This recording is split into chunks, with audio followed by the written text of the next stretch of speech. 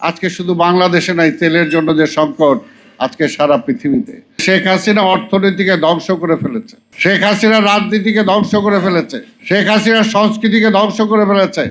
এমন কোন সেক্টর নাই যেটাকে শেখ হাসিনা ধ্বংস করে নাই। তো সেই ধ্বংসস্তূপের মধ্যে আজকে তারেক রহমান দাঁড়িয়ে আছে। জনগণের ভোটে আজকে কোন অবস্থায় রাষ্ট্রের দায়িত্ব নিয়েছেন তারেক রহমান? যখন দেশটা ধ্বংসপ্রাপ্ত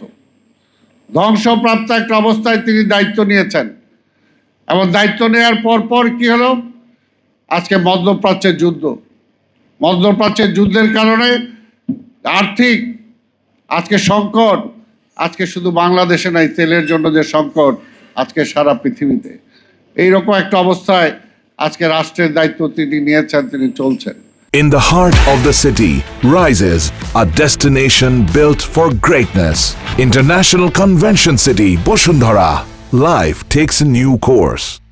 তাই আজকে আপনি গ্যাসের জন্য মিছিল করতে পারেন, আজকে বিদ্যুতের জন্য মিছিল করতে পারেন, দাবি জানাইতেই পারেন, কিন্তু এটা তো উত্তরাধিকার সূত্রে সরকার পেয়েছে।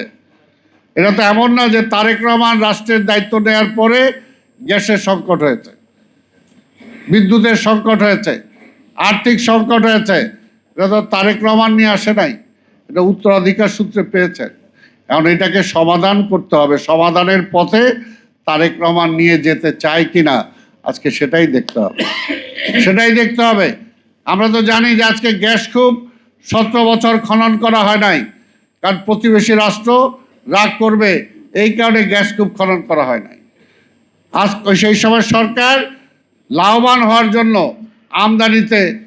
আমদানিতে বিশ্বাস করছে যে আমদানি করলেই পার্সেন্টেজ পাওয়া যাবে, ভালো টাকা পাওয়া যাবে। তারা সেই পথে গিয়েছে।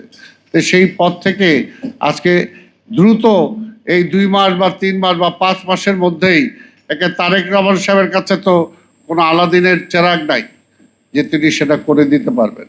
সেটার জন্য সময় লাগবে, ধৈর্য ধরতে হবে। পাশাপাশি সংস্কারের কথা বলেছেন। সংস্কার একটা চলমান প্রক্রিয়া। আর ইমরান সাহেব এখানে বলেছেন যে 2টার ব্যাপারে, একটা গণভোট আর একটা এমনি ভোট, 2টার কথা বলেছেন। যে গণভোটের ব্যাপারে আপনি তো রাজনীতিতে আমাদের সাথে ছিলেন দীর্ঘদিন, এই ব্যাপারে তো আমরা বারবার বলেছি। সেখানে যে এই ডিফারেন্সটা আমাদের সাথে ছিল, যে আমরা বলেছি যে সাংবিধানিক কায়দায় আমরা এটা করতে পারি না। বিএনপি আগেই সেটা বলেছে। তারপরে যেটা সংবিধানকে সংস্কার করতে হবে, সেই ব্যাপারে তো আমরা এগুচ্ছি।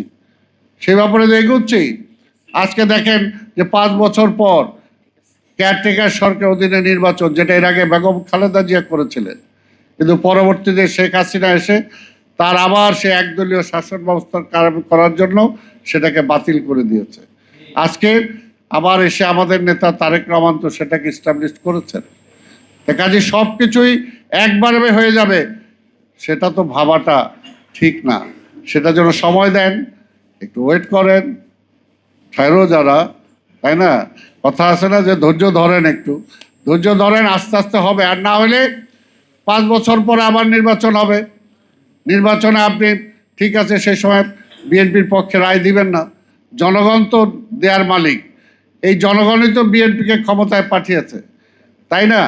আপনারা তো আর বিএনপিকে ভোট দেন নাই।